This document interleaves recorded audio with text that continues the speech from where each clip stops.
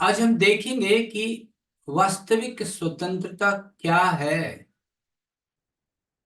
This was an article in proudnow.com written by Adarsh Chandrakar ji, and I would like to share with all of you. हर वर्ष की तरह हाल ही में भारत देश के सभी नागरिकों ने देश की 78वीं स्वतंत्रता की वर्षगांठ पर एक दूसरे को शुभकामनाएं दी। यह दिवस हमें याद दिलाता है कि हमारे देश के लाखों सच्चे सपूतों ने अपने प्राणों की आहुति दी थी। उसके उपरांत ही अंग्रेजों की 200 वर्ष की स्वतंत्रता से देश को स्वतंत्रता मिली थी। पर यह स्वतंत्रता मात्र राजनीतिक स्वतंत्रता है और संविधान के माध्यम से देशवासियों को कुछ स्वच्छंदता के नागरिक अधिकार भी प्राप्त हुए एवं अपनी सरकार स्वयं चुनने की लोकतांत्रिक व्यवस्था भी मिली। देश की व्यवस्था देशवासियों के हाथ में आ गई। सवाल यह है कि देश को आजादी के 77वें वर्षों बाद भी क्या इस देश के नागरिक सही मायने में स्वतंत्र हैं? अंग्रेजों के आने के पूर्व हमारा देश सोने की चिड़िया कहलाता था और इसका नामकरण भारतवर्ष भी लगभग 10,000 वर्ष पूर्व आर्यों ने इसलिए किया था क्योंकि इस देश की जलवायु जीवन के अनुकूल थी। यहाँ प्रचुर मात्रा में भोजन व्यवस्था थी, उन्नत खेती के द्वारा भोजन उत्पादन होता था, इलाज की व्यवस्था थी, सामाजिक एवं आध्यात्मिक ज्ञान था। देखा जाए तो हमारा देश सही मायने में पूर्णतः आत्मनिर्भर था और किसी विदेशी ताकतों पर निर्भर नहीं था। भगवान शिव ने 7,000 वर्ष पूर्व इस देश के निवासियों को तंत्र साधना का नियमबद्ध ज्ञान एवं अभ्यास दिया था, सामाजिक व्यवस्था सिखाया, विवाह की प्रथा का आरंभ किया, चिकित्सा के लिए वैद्यक शास्त्र दिया जिसमें शल्य चिकित्सा भी शामिल थी, सरगम दिया, नाट्य शास्त्र दिया, विश्व बंधुत्व का सिद्धांत दिया जिसके आधार पर मानव समाज का निर्माण किया जा सके। भगवान सदाशिव के दिशा निर्देश एवं मार्गदर्शन में इस देश ने प्राचीन युग में ही विकास की धारा में अपने कदम बढ़ा दिए थे, जब अन्य भूमि के मनुष्य मानव जीवन की निम्न जरूरतों की पूर्ति के लिए संघर्ष कर रहे थे।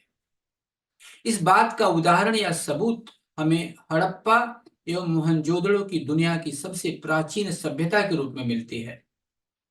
आर्यों ने अपने साथ जब भारतवर्ष में प्रवेश किया तब उनके पास दर्शन के रूप में ऋग्वेद का ज्ञान था। उसमें देखा जाए तो मात्र प्राकृतिक शक्तियों की उपासना एवं स्तुति ज्ञान था। भारतवर्ष के मानव समाज एवं भगवान सदाशिव के योगदान से मात्र आर्यों एवं अनार्यों में संधि नहीं हुई बल्कि वेद के ज्ञान में भी उसका प्रभाव देखा गया। तंत्र विज्ञान के शिक्षा, अभ्यास एवं अनुभवों से वेद में अनंत ब्रह्म, निर्गुण निराकार ब्रह्म एवं गुरु का महत्व जुड़ता चला गया। वेद दुनिया का सबसे प्राचीन ग्रंथ है जिसमें आध्यात्मिक दर्शन प्राप्त होता है।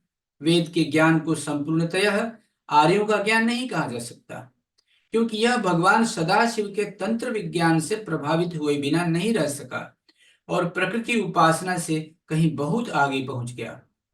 आज के दिन में भी वेद का ज्ञान आध्यात्मिक दर्शन के रूप में बहुतों को मार्गदर्शन देता है। उस युग में धरती के मनुष्यों ने लिपि का आविष्कार नहीं किया था, इसलिए वेद को लिखा नहीं गया था और क्योंकि यह ज्ञान एक पीढ़ी से दूसरी पीढ़ी तक श्रवण अर्थात सुनकर बढ़ते चले गए, इसलिए इनका नाम जिसे सुना जाता है अर्थात श्रुति भी कहा गया। सही मायने में कोई भी मनुष्य स्वतंत्र आध्यात्मिक रूप से मुक्ति और मोक्ष के द्वार खोल सकता है और भगवान सदाशिव ने सर्वप्रथम यह विज्ञान धरती के मनुष्यों को तंत्र विज्ञान एवं योग साधना के अभ्यास के द्वारा ही सिखाया था। उन्होंने और अन्य ऋषि मुनियों के सामूहिक योगदान से विभिन्न योगासन का भी आविष्कार होता चला गया जो मानव शरीर और मन को स्वस्थ रख सके।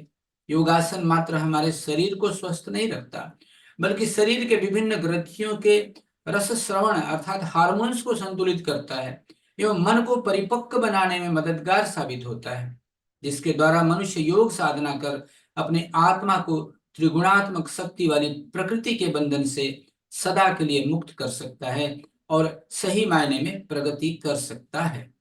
भौतिक या मानसिक प्रगति मात्र एक जीवन तक सीमित रहता है। उसके बाद उस सारी प्रगति को इस जगत में छोड़कर जाना पड़ता है एवं अपने संस्कारों के अनुरूप पुनर्जीवन में सब कुछ की शुरुआत पुनः करनी पड़ती है। पर मात्र आध्यात्मिक प्रगति ऐसी है जो एक जीवन से अगले जीवन तक चलती है और उसके आगे की प्रगति होती है, क्योंकि आध्यात्मिक प्रगति शरीर की कम आत्मा की प्रगति होती है। इसलिए कहा गया है कि साधना कभी निष्फला नहीं होती। इस जन्म में जहां थे, दूसरे जन्म में उससे आगे शुरू होती है। अतः सही मायने में आध्यात्मिक प्रगति ही मनुष्यों की असली प्रगति है। करोड़ों योनियों के जन्म की धारा से गुजर कर ही मनुष्य शरीर मिलता है। यह इतना बहुमूल्य है और इस मनुष्य शरीर के द्वारा ही जीवात्मा मुक्ति और मोक्ष की राह पर अग्रसर हो सकती है।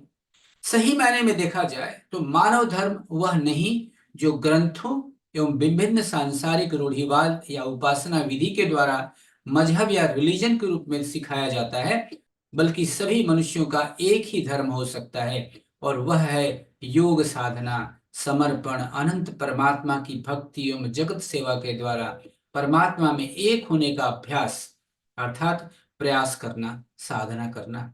यही मनुष्य का कर्तव्य है। आत्म मोक्षार्थम जगत हिताय च, self realisation and service to all. इसके अलावा मनुष्य का कोई दूसरा धर्म नहीं है। किसी का धर्म उसके विशेष गुण है, जैसे अग्नि का धर्म जलाना है, ताप देना है, जल का धर्म शीतलता प्रदान करना है। उसकी तरह मनुष्य न तो पेड़ पौधों की श्रेणियों में आ सकता है, न ही पशु पक्षियों की श्रेणी में। मात्र मनुष्य का मन उन्नत है एवं शारीरिक बनावट ऐसी है कि वह योग साधना कर परमात्मा में अपने मन को मिला सकता है, जबकि यह स्वतंत्रता एवं सामर्थ्य परमात्मा ने धरती के अन्य जीवों एवं जीवन को नहीं दिया है।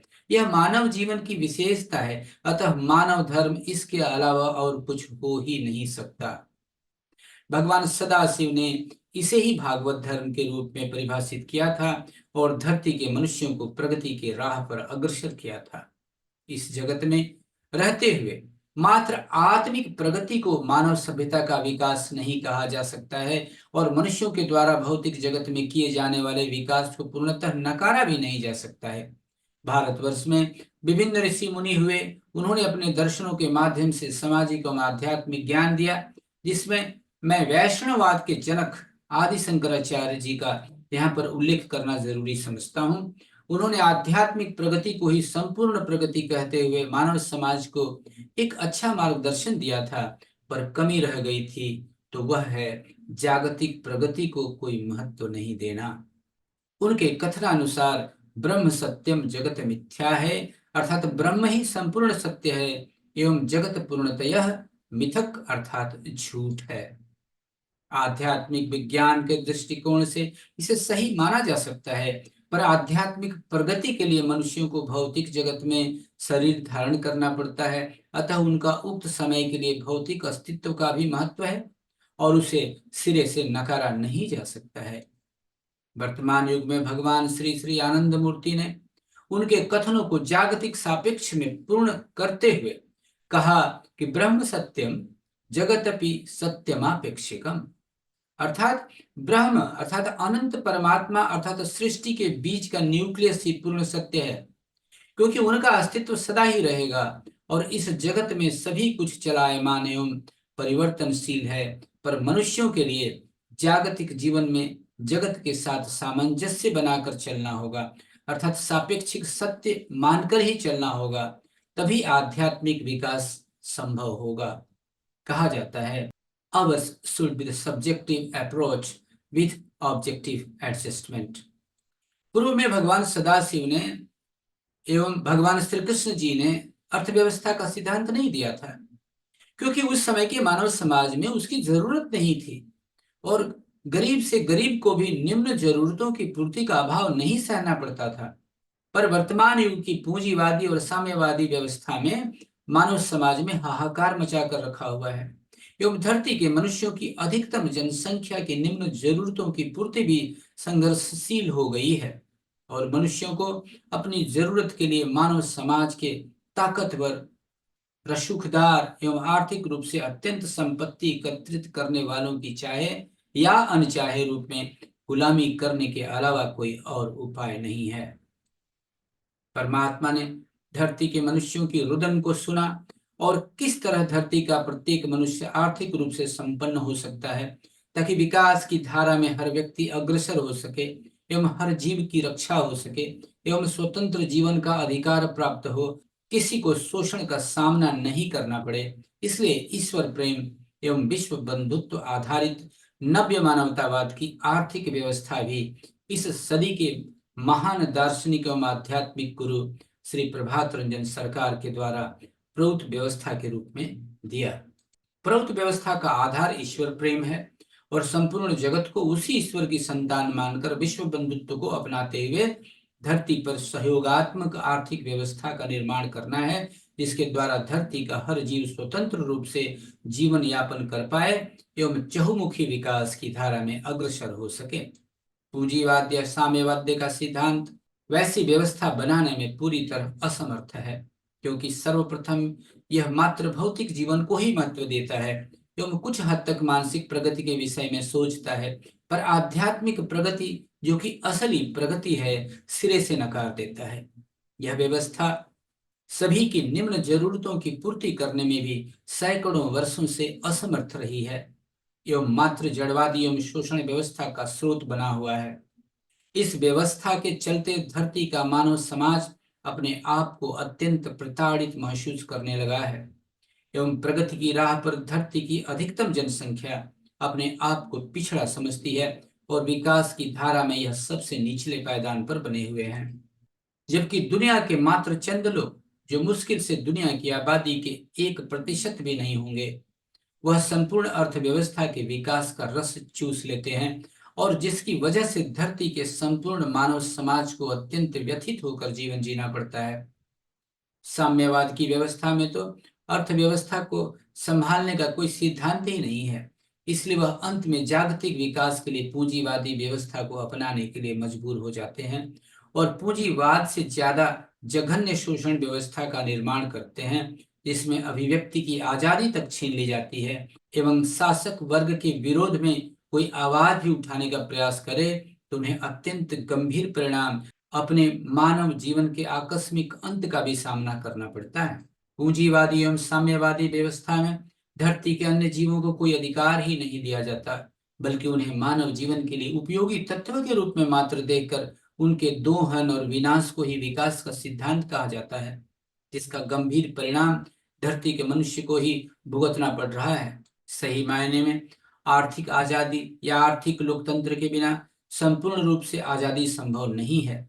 अतः इस सदी के महान दार्शनिक एवं आध्यात्मिक गुरु श्री प्रभात रंजन सरकार ने प्रौढ़ का सामाजिक अर्थव्यवस्था का सिद्धांत दिया, जिसके माध्यम से धरती का हर मनुष्य एवं जीव असली प्रगति एवं स्वतंत्रता की ओर अग्रसर हो सके। प्रौढ़ की नींव इसके 5 मौलिक सिद्धांतों में समाहित है। निम्नलिखित अनुभाग इन सिद्धांतों का संक्षिप्त अवलोकन है। सिद्धांत 1, समाज की स्वीकृति के बिना धन संचय नहीं किया जाना चाहिए। सिद्धांत 2, अपरिष्कृत सूक्ष्म और कारण संसाधनों का अधिकतम उपयोग और तर्कसंगत वितरण होना चाहिए। सिद्धांत 3, व्यक्तिगत और सामूहिक प्राणियों की शारीरिक, मानसिक और आध्यात्मिक क्षमताओं का अधिकतम उपयोग होना चाहिए। सिद्धांत 4, अपरिष्कृत सूक्ष्म और कारणात्मक उपयोगों के बीच एक संतुलित समायोजन होना चाहिए।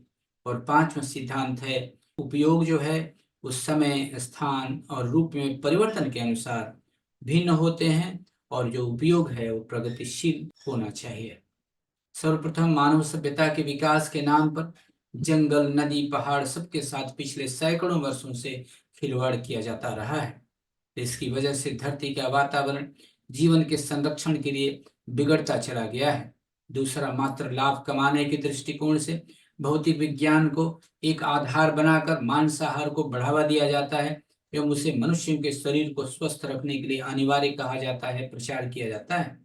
इस व्यवस्था के 2 प्रमुख गंभीर परिणामों से मानव सभ्यता को भुगतना पड़ रहा है, जिससे भौतिक, वैज्ञानिक, आर्थिक एवं राजनीतिक रूप से ताकतवर लोगों के भय में साफ साफ न कहकर दबी जुबान से कहते हुए भी मिल जाते हैं। सबसे पहले मांसाहार मानव शरीर को गंभीर रूप से रोगी बनाने के लिए काफी है, क्योंकि यह पूर्णतः मृत कोशिकाओं का भोजन है एवं अत्यंत अम्लीय होता है। इसके साथ साथ इसके तरंग आकस्मिक मृत्यु को वर्ण किए होते हैं, जो मानव शरीर में मन को जड़ एवं मृत्यु की ओर धीरे धीरे धकेलना शुरू कर देता है। इसका लोग इस तरह से तर्क भी देते हैं कि अगर इन पशुओं को मनुष्य भोजन के रूप में ग्रहण नहीं करेंगे तो इनकी जनसंख्या धरती पर बहुत बढ़ जाएगी और मनुष्यों के लिए जीवन जीना भी मुश्किल हो जाएगा। सर्वप्रथम यह बात भी सिरे से गलत है, क्योंकि प्रकृति मनुष्यों के लाखों करोड़ों गुना ज्यादा शक्तिशाली है और वह भी संपूर्ण जगत में सामंजस्य कैसे स्थापित करना है भली भांति जानती है और सक्षम है। और मनुष्य उनका कार्य करने में चाहकर भी असमर्थ ही साबित होते रहेंगे और जगत की जीवन व्यवस्था को इस तरह विपरीत तरीके से प्रभावित करने के अलावा और कुछ नहीं कर पाएंगे। तीसरा, वर्तमान पूंजीवाद युग में इन पशुओं को मानव निर्मित शोधशालाओं में तैयार किया जा रहा है और उनकी अप्राकृतिक तरीके से खेती की जा रही है। तो प्राकृतिक रूप से इनकी जनसंख्या वृद्धि की बात भी सरासर झूठी है एवं इतनी बड़ी जनसंख्या में पशुओं की खेती की जा रही है जिसके उत्पादन के लिए 10 गुना पानी एवं 5 गुना ज्यादा समतल जगह की जरूरत पड़ती है, जिसका हिसाब नहीं लगाया जाता है। मात्र इतना ही नहीं, इन पशुओं का उत्पादन बढ़ाने के लिए इनके भोजन, जो कि साग सब्जी अनाज आधारित ही ज्यादातर होता है, का उत्पादन कर एवं अप्राकृतिक तरीके से दवाओं के द्वारा इनका वजन बढ़ाया जाता है, जो मनुष्यों के भोजन के अभाव को बढ़ाता है एवं धरती के प्राकृतिक स्रोतों को जनसंख्या के मुकाबले में कमी पैदा करते चला जाता है एवं दवाओं के द्वारा बढ़ाया गया मांस के भक्षण से मनुष्यों में वजन वृद्धि की समस्या भी बढ़ती चली गई है, जो मनुष्यों में गंभीर रोग भी पैदा कर रहे हैं। प्रकृति के धरोहरों एवं संपत्तियों का विषाणुपात दोहन से धरती पर भूखमरी जैसी अवस्था भी बनी हुई है और ज्यादातर लोगों को पौष्टिक भोजन का अभाव ही बना रहता है। वैज्ञानिक एवं तार्किक दृष्टिकोण से मांसाहार या पशु मांस की खेती मानव सभ्यता में भूखमरी पैदा कर रही है और अर्थव्यवस्था को भी विपरीत रूप से प्रभावित कर रही है। ऐसे भोजन के सेवन से मानव मन भी जड़ होता चला जाता है और उसकी किसी भी विषय को सोचने समझने की क्षमता भी रुग्ण होती चली जाती है एवं उन्हें गंभीर रूप से रोगी बनाया जा रहा है, जिसे भौतिक वैज्ञानिक पूंजीवादी ताकतों के दबाव में शोध के माध्यम से उजागर नहीं कर रहे हैं। अतः प्रौत व्यवस्था हर जीव को जीवन का अधिकार की पैरवी करती है ताकि मनुष्य स्वस्थ जीवन यापन कर सके एवं जागरूक सामंजस्य भी बना रह सके। अर्थव्यवस्था के सिद्धांत में यह सिखाया जाता है कि वही अर्थव्यवस्था मजबूत बनी रह सकती है जिसमें मांग एवं आपूर्ति में सामंजस्य बना रह सके और दोनों में लगातार वृद्धि हो सके। अर्थव्यवस्था का यह सिद्धांत बिल्कुल उपयुक्त एवं सही है, पर दुनिया भर के शैक्षणिक संस्थाएं जो अर्थव्यवस्था की शिक्षा प्रदान करते हैं के द्वारा भी बेवकूफ बनाया जा रहा है।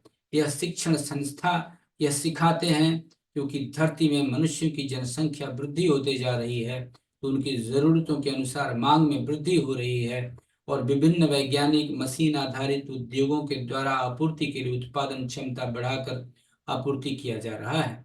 वह यह भी कहते हैं कि किसी उत्पादन की कीमत भी मांग एवं उत्पादन के संतुलन से ही बनती है।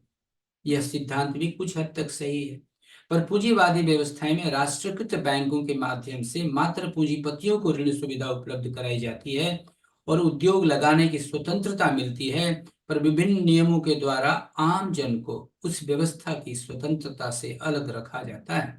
दूसरा, जितने भी प्राकृतिक संसाधन हैं उनके दोहन की आजादी भी सरकारों के द्वारा इन्हीं पूंजीपतियों को कौड़ी के दाम में बांट दिया जाता है, अर्थात आम नागरिक से उनका भी अधिकार छीन लिया जाता है और उसके अनुपात में उसे लाभ नहीं दिया जाता है, बल्कि प्राकृतिक संपदा तो मानव निर्मित नहीं है बल्कि प्राकृतिक निर्मित है, इसलिए इस पर सभी नागरिकों का अधिकार होता है, तो इसका इस्तेमाल भी सभी नागरिकों के विकास के लिए होना चाहिए।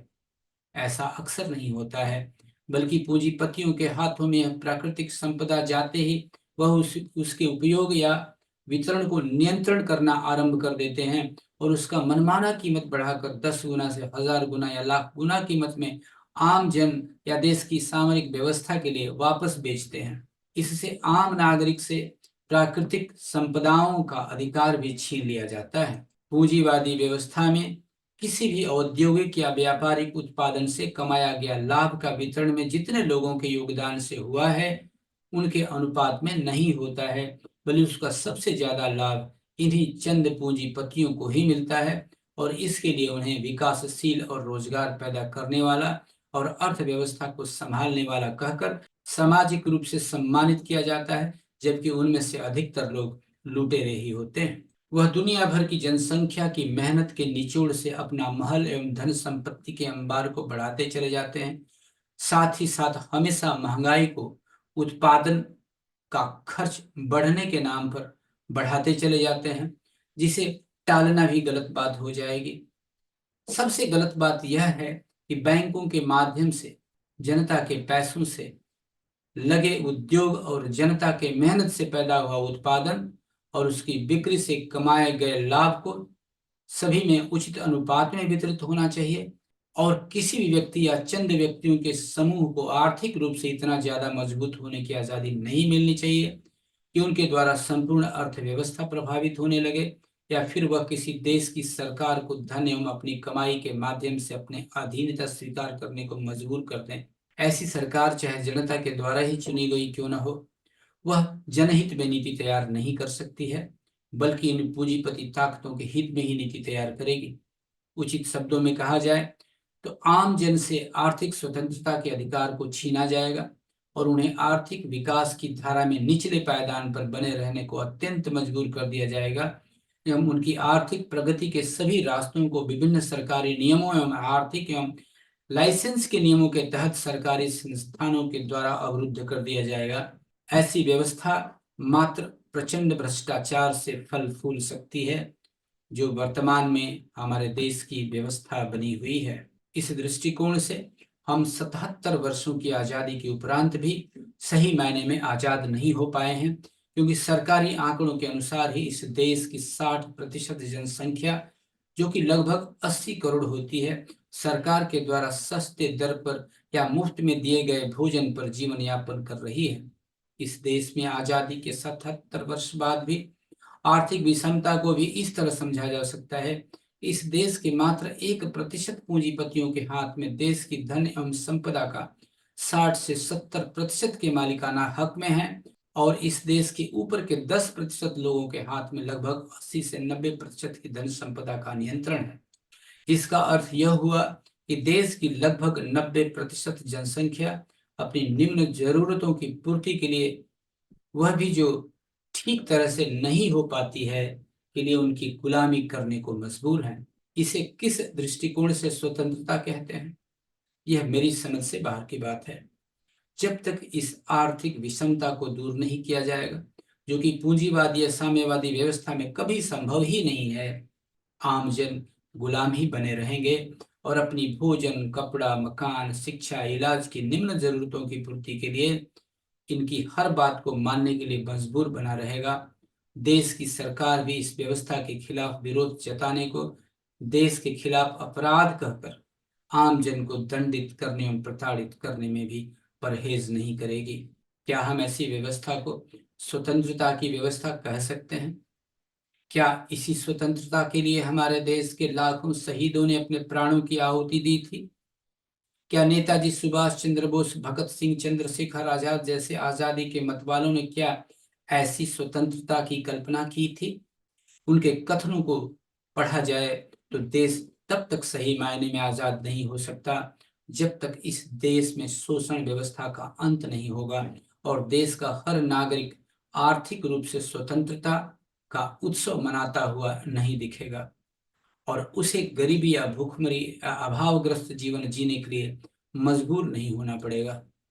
प्रभुत्व व्यवस्था में इन बिंदुओं पर भी विचार कर उसका सिद्धांत बनाया गया है। पहला, किसी भी व्यक्ति को इतनी ज्यादा संपत्ति एकत्रित करने का सामाजिक अधिकार नहीं दिया जाएगा जिसके द्वारा वह समूची अर्थव्यवस्था या सरकार को प्रभावित करने लायक कभी बन सके। काम करने वालों की सहकारिता की सहूलयोगात्मक व्यवस्था के आधार पर लोगों की आय को लगातार बढ़ाते जाया जाएगा एवं वह जन जन की आय में वृद्धि असली मांग को बढ़ाते चली जाएगी जिसकी आपूर्ति मांग के अनुपात में आधुनिक उद्योगों के माध्यम से बढ़ाते चला जाएगा। तीसरा, जो वर्तमान में देश की आर्थिक प्रगति की प्लानिंग की जाती है वह केंद्रीय स्तर पर की जाती है, जिसकी वजह से देश के हर कोने का विकास संभव नहीं हो पाता है। अतः आर्थिक विकास की प्लानिंग को संभाग स्तर पर, ब्लॉक स्तर पर निर्णय के लिए व्यवस्था बनाई जाएगी। इसमें उस स्थान के मूल निवासियों को, जो वहां की अर्थव्यवस्था से प्रभावित होते हैं और उनकी समस्याओं के निवारण के लिए आर्थिक विकास की प्लानिंग करने में भागीदार बनाया जाएगा। यह सब व्यवस्था परिवर्तन उपरोक्त प्रवृत्ति के अनुसार अर्थव्यवस्था एवं सामाजिक विकास को मजबूत एवं प्रगतिशील बनाने के लिए सभी की निम्न जरूरतों की पूर्ति को प्राथमिकता दी जाएगी। उसके उपरांत के लाभ को प्रगति में योगदान एवं महत्व के अनुसार वितरित किया जाएगा, ताकि विकास की धारा में महत्वपूर्ण योगदान देने वालों को उनका लाभ पहले दिया जा सके।